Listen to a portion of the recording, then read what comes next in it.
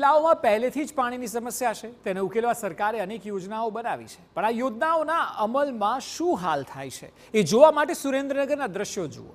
આ જુઓ, અહીંયા નળકાંઠાના 5 ગામોને પીવાનું પાણી મળે તે માટે વાસ્મો યોજના અંતર્ગત લાખો રૂપિયાના ખર્ચે પાણીનો સંપ બનાવવામાં આવ્યો હતો, પરંતુ આ સંપના હાલને તો જુઓ.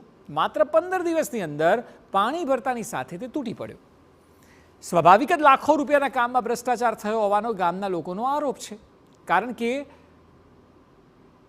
સ્થિતિ ગમે તે હોય, આખરે તો તકલીફ 5 ગામના લોકોને જ પડવાની.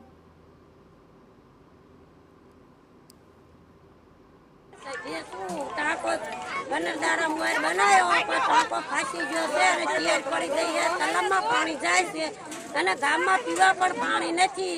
પાણીના બહુ વાંધા પડ્યા હોય તો અમારે તાત્કાલિક પાણી જોઈએ. એક બે નહીં, પરંતુ પૂરા 5 ગામોને પાણી પૂરું પાડવા માટે બનાવેલો આ સંપ 15 દિવસમાં તૂટી પડતા તેની પાછળ ખર્ચાયેલા લાખો રૂપિયાનો પાણીની જેમ જ વ્યય થયો છે. પ્રજાના પૈસા અને સરકારના આયોજન પાછળની મહેનત પર પાણી ફરી વળ્યું છે. ત્યારે ગ્રામજનોએ ભ્રષ્ટાચારીઓને શોધી એની સામે કાર્યવાહી કરવાની માંગ કરી છે અને ફરી એકવાર આ સંપનું નિર્માણ કરવાની માંગ ઉઠી છે, જેથી કરીને લોકોની સમસ્યા દૂર થાય.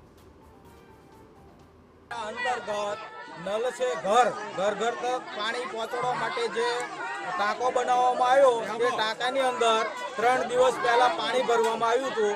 આજે ટાંકો બંને બાજુ ફાટી ગયેલ છે અને ટાંકાની અંદરથી ક્રેક પડવા, તિરાડ પડવાથી પાણી બધું તળાવમાં વહેતી જાય છે.